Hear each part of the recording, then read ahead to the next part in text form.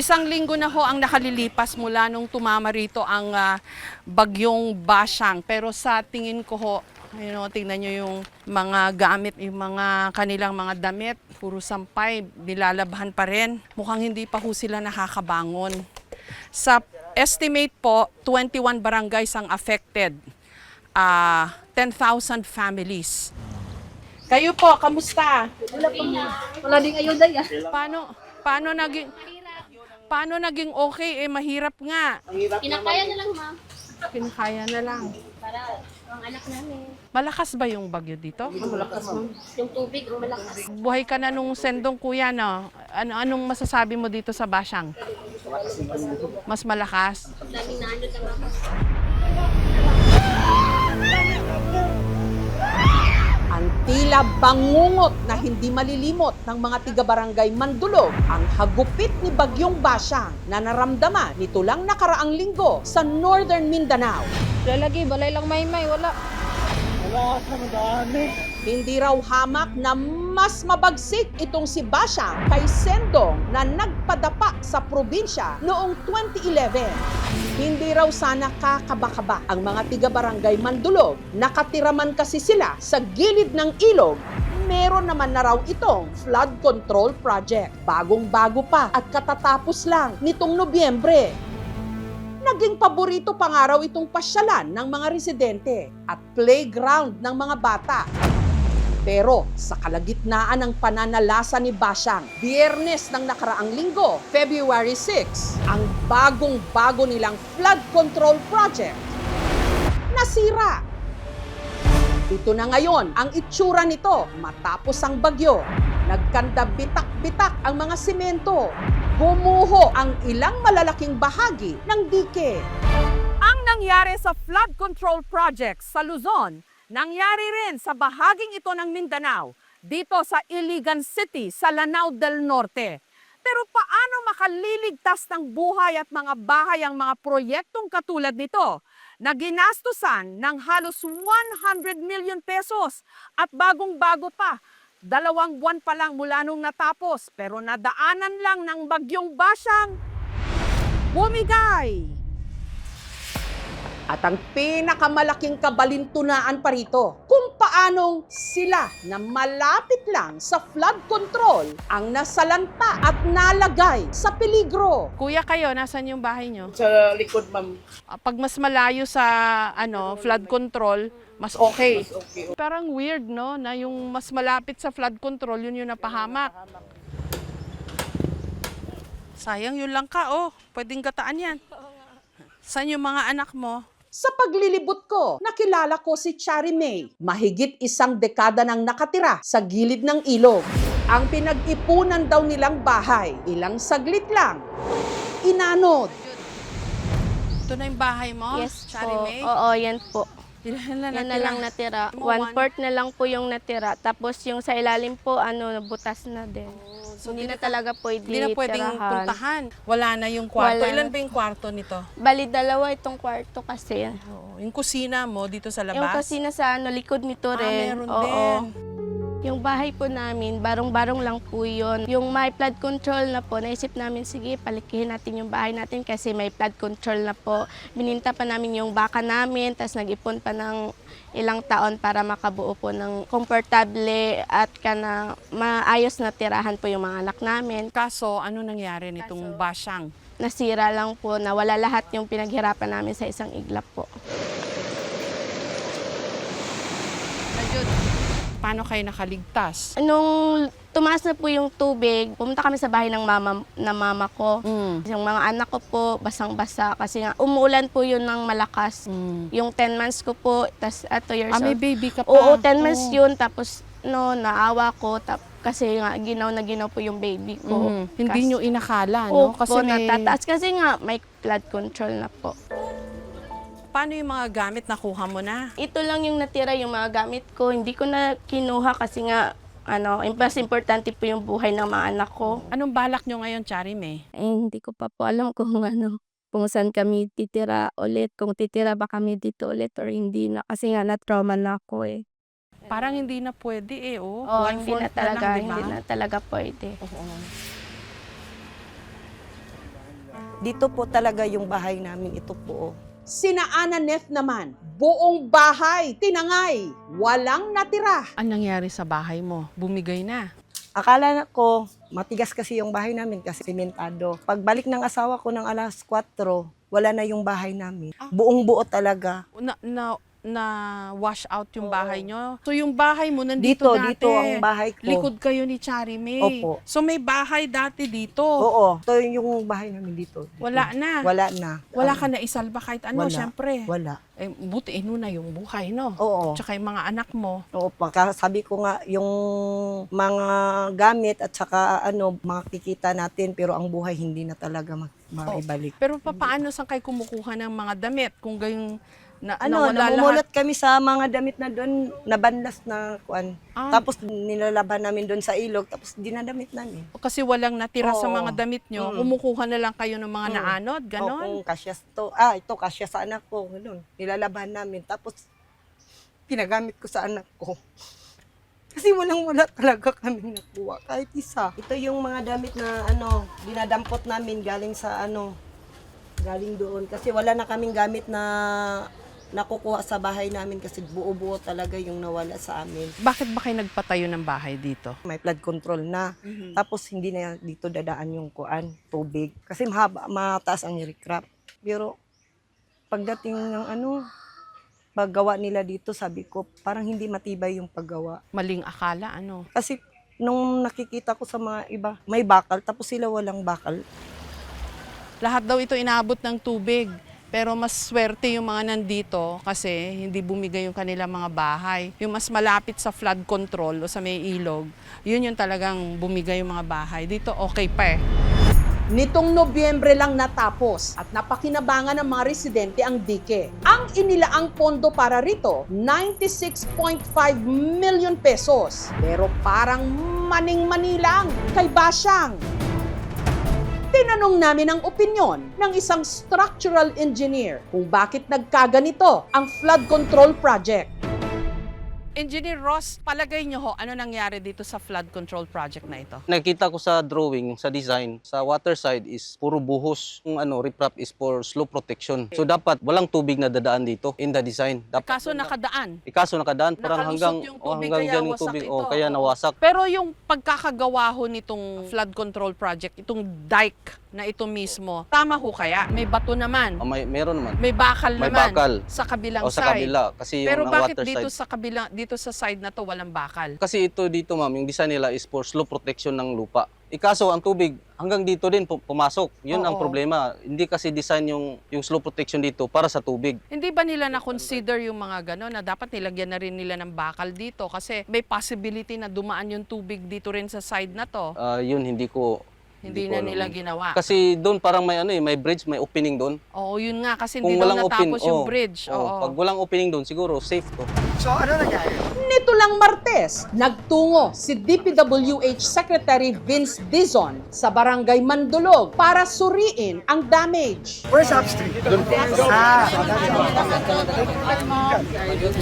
Pero tanong ng mga residente rito, bakit hindi niya pinuntahan ang bahaging ito? Para raw sana nakita ni Secretary Dizon kung ano ang punot dulo ng naging delubyo. Ito ho, natapos ho yan o? Hindi po. Hindi talagang wala. Talagang may space. 2018 pa ho ito. Nagkaroon sila ng, sa English, false sense of protection kasi may flood control project nga naman. Yun nga lang, meron palang space dito na walang flood control project tapos meron pang ginagawang tulay na hindi naman natapos. Nung kasagsagan ng Basyang at tumaas yung ilog at saka yung baha na rin, pumunta rito, gumawa ng sarili pang daan hanggang niragasa niya lahat ng mga nasa gilid ng flood control project, kabilang na yung bahay ni Ananet at ni Chari May. 150 meters lang ang layo sa mga nasirang dike ng Pigsuotan Bridge. Taong 2020 pa raw ito dapat natapos. Pero heto, nakatiwangwang, parang bungi. At dahil hindi raw natapos ang tulay, tuloy ang dalawang magkahiwalay na bahagi ng flood control project hindi napagdugtong. Kaya nagkaroon tuloy ng uwang kung saan pumasok ang baha na nakasira sa mga bahay. Hindi ko nga ako kinausap yung mga engineer na taga-DPWH. Kumukulo ang dugo ko eh. Galit na galit po ako. Dahil Kung tinapos sana nila ito, pagkakadugtong yan, yung dalawang yan, panagpo sila dyan sa may sa may tulay. parang hindi naging coordinated, ano ho? Hindi po, tapos ang sabi wala daw kundo. Saan na nga yung trilyones natin? 2025 budget. At saka ba't sila gumawa ho ng tulay na hindi natapos? Hindi pa nga, yung ang problema dyan eh. At saka bakit hindi nagdugtong yung dalawang flood Kung control? natapos ito, pagdudugtong yan, sigurado ako. Ay hindi nga eh. Kaya ganito ho yung pinsala ngayon. Kung natapos lang sana yan, wala akong baha mangyayari. May baha man, pero may flood control tayo eh. Oo, dapat nga ho meron, di ba? Mananawagan po ako kay Sir Dison.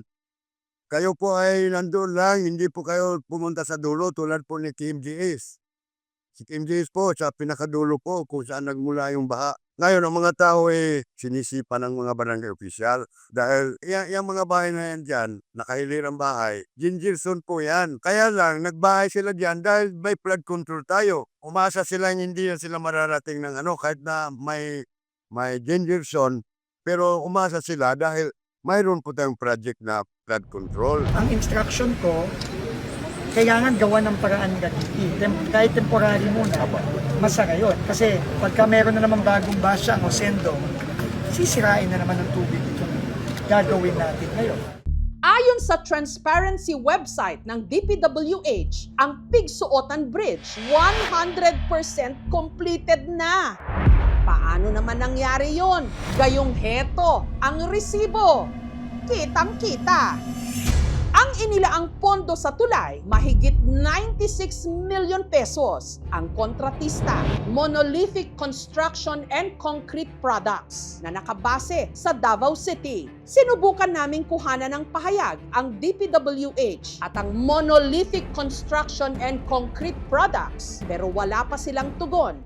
Samantala, ang kontraktor ng nasirang bahagi ng flood control project, ang Due East Construction and Equipment Incorporated, pinuntahan ng aming team ang kanilang opisina sa Iligan City, pero wala pa rin silang tugon habang ginagawa ang ulat na ito.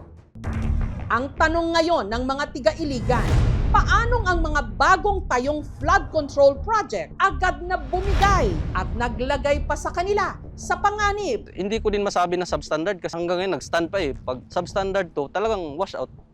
Ubos lahat to, na-overwhelm lang. Si Sindong kasi, yung rainfall niya is 180 mm in 24 hours. 180 is parang ganyan lang. Ngayon sa Basyang, parang ganyan, 380 mm in 24 hours. So bala, na-overwhelm yung project. Pero as an engineer, Engineer Ross, hindi ba dapat naka-input lahat yan na may climate change, mas malalakas na yung mga bagyo natin? Hindi ba dapat stronger na po yung yun talaga dinidesign? yung kinukonsider ng mga engineer dito, ma'am. Bali, parang ito na design is studies to ng 50 years hydrographic na na data. Kaso, yun nga, yung 200%, dati yung Sindong, di ba, ang laki na ng tubig. Ngayon parang nadoble. Ang warranty period for a specific flood control project or typical flood control project will be 1 year. If tapos na yung warranty period, yung gobyerno na ang sasagot nung repair. Taong 2011, nung nanalasa sa Iligan City ang bagyong Sendong. At ang isa sa mga pinalubog nito, ang Barangay Abuno. Para hindi na maulit ang bangungot na yon, lalo't madalas daw tumaas ang tubig sa Iligan River tuwing bumabagyo, may ipinatayo rin silang flood control project sa barangay. Pero ang paghahandang ito ng mga tiga-barangay Abuno, walang panama sa bagsik ni Basyang. 4 na bahagi ng flood control project ang nawasa at ang itinuturong dahilan, wala raw kasi itong bakal at ang semento manipis. May flood control dyan. Hanggang doon, nasira sa lakas ng tubig. Dahil yung materialis nila, nakita naman natin yun. Diba, walang seat file, walang bakal. Posible na tinipid. Kung matibay lang daw sana ang proyekto. Hindi na wash out ang 2-story na bahay ni na Daves. 8 taon pa naman daw niya itong pinaghirapang ipundar. Doon po ang bahay namin, nakatayo po. Nung nasira po dito, yung tubig dumaan doon sa kabila hanggang doon sa kalsada. Yung tubig po sa kalsada hanggang dito po. Yung mga gamit namin, inilagay namin sa taas kasi akala namin safe kasi wala namang mag-expect na ganun talaga ma-wash out yung bahay namin. Pinundar namin yun ilang taon tapos ganun lang. Ang ipinagpapasalamat na lang nila na isalba ang kanilang sasakyan at motor. Hindi ko pa maintindihan yung feelings ko. Yung feelings ng mga anak ko eh. Pilit kong pinigilan. Kasi parang nahiya ako. Parang nahiya kami. Pero sinabi ko nga buti pa kung kami magbigay. Pero ngayon kami nang binibigyan ng hirap kasi magsimula eh.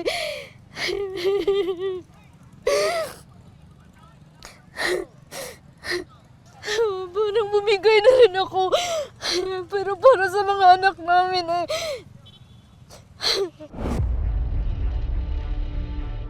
Makikita mo naman walang laman Yung mga bato nga patay Parang nilagyan lang ng mga kunting simento. Hindi mo maasahan sa tubig. Kaya bumigay talaga. Sobrang tinipid.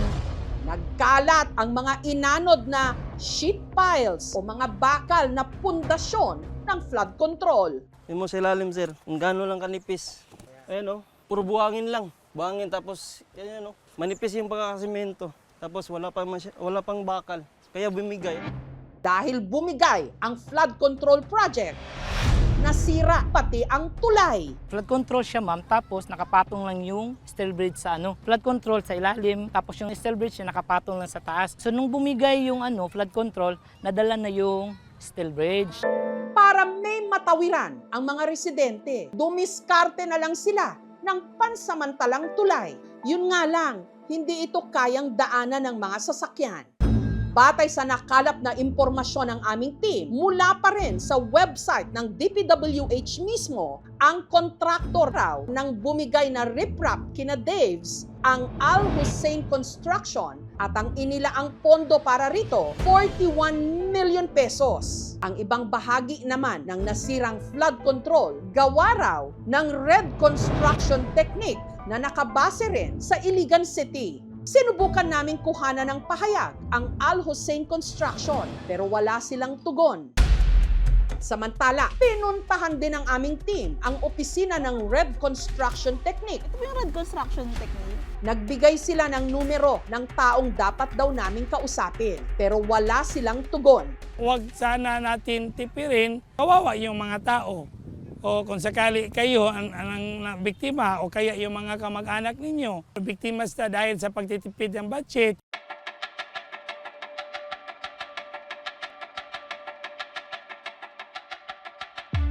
Technical assessments are already being conducted to determine the extent of damage of the affected flood control structures. The DPWH Iligan City District Engineering Office assures the affected residents of Barangay Abuno and Barangay Mandulog that flood control repairs will be completed by May upon orders of the President. Mula Iligan City sa Lanao del Norte, bumiyahe ang aming team ng 10 oras sa Barangay Badas sa Placer, Surigao del Norte, kung saan bumigay din ang ilang bahagi ng kanilang flood control project. Ire-rescue daw dapat ni Maribel nung kasagsagan ng bagyong Basyang ang kanyang anak, kaya naglakad siya sa taas ng dike. Munti ka na raw tuloy siyang natangay ng baha. Dito pa lang ako nakatayo, may narinig na akong mga bato na nagkakrak na sa ilalim ng gitindugan na ho, ma'am. Talikod na ho, diretso ko dagan. Ning ana na dyan ang tubig. Mutong pagdagan ho dito, ana na dyan ang tubig. Una wash out na dyan. Sabot sa akong gibati, kaysa magtugod po at nangangamo ang tamakan, delikado da ito. Nagikul ba ako? Nga nung naguba man si nga, ang tubig diri medyo di man dito ingon as in araga kakusog. Nawasak ang ilang bahagi ng dike Nahati ang mga bakal at simento. Kung sa ilalim niya, puro lupa na malambot. Kasi sa iba nakita ko, nire-riprap muna yung mga yung bato bago binabalot ng semento nilalagyan ng kabilya. Ito, lupa na parang inipon, tinambak lang. Tapos nilagyan ng kabilya sa ibabaw, nilagyan ng semento. Proyekto ito ng JMT Construction na nakabase sa Surigao City. Natapos ito noong 2022 at ang inilaang pondo para rito, 49 million pesos. Sinubukan naming kuhanan ng pahayag ang kontraktor at pati na ang DPWH ng Surigao del Norte pero wala silang tugon. Sa nagbabagong panahon at tila lumalakas pang mga bagyo at pag-ulan, uubra ba ang mga ginastusan ng bilyones at trilyones na flood control projects? Tinanong namin si Dr. Alfredo Maharlagmay ng NOAA Center sa UP. Yung dating na minsanan lang na malalaking ulan na nagdudulot ng dilubyo ay nagiging mas madalas. Nagkataon na nung bagyong Basyang, doon sa Iligan maraming binuhos. At doon sa watershed ng Iligan, napuno yung mga ilog, umapaw, binaha yung mga syudad, yung mga karatig lugar ng ilog. Yung mga flood control projects na ito ay hindi sapat para i-contain yung laki ng baha. Kasi yung mga dike ay may hangganan lang yon. Kaya pag umapaw yung ilog, lagpas dike, aapaw doon sa mga kabahayan sa tabi ng ilog. Yun ang problema natin kasi ang automatic na solution natin sa baha ay dike. Dapat kasi hindi ganon. No? Exhaust muna lahat ng possibilities. Tanim tayo ng mga puno. Gumamit ng iba pang nature-based solutions, rainwater harvesting, detention basins, mas maliit na yung baha, tsaka tayo gumamit ng mga concrete infrastructure solutions. Importante yung tamang urban planning. Alamin kung nasaan yung mga babahain at gawa ng tamang plano. Wala tayong pag-uusapan na disaster kung ganon. Bilang public service, ang NOAA Center may website kung saan nyo pwedeng tignan kung ang inyo bang bahay ay nasa lugar na bahain. So kung makikita nyo, ito yung buong Iligan. So dito pa lang kitang-kita na ang daming area na namumula. Red means high hazard. Tulungan kami. Abutan nila kami ng lumang mga ayuda. Kasi hindi pa kami nakakuha ng ayuda galing sa gobyerno. Ayusin natin ang pagpapagawa. Para hindi na maulit, sayang naman yung pera sa gobyerno. Pera natin yun, millions. Tapos ganun lang mangyari. Sobrang sakit. Yung lahat na pinaghirapan mo, nawala lang bigla. Uuwi ka pero wala kang uuwian. Ang hirap kasi magsimula eh.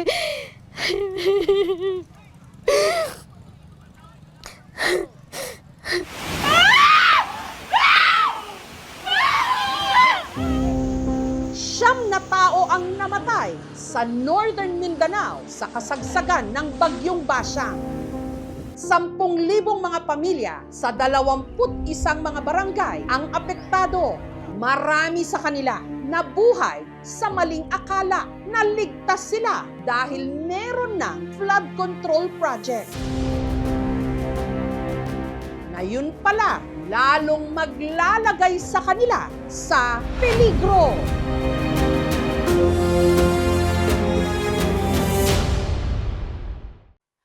Thank you for watching mga kapuso. Kung nagustuhan niyo po ang videong ito, subscribe na sa GMA Public Affairs YouTube channel and don't forget to hit the bell button for our latest updates.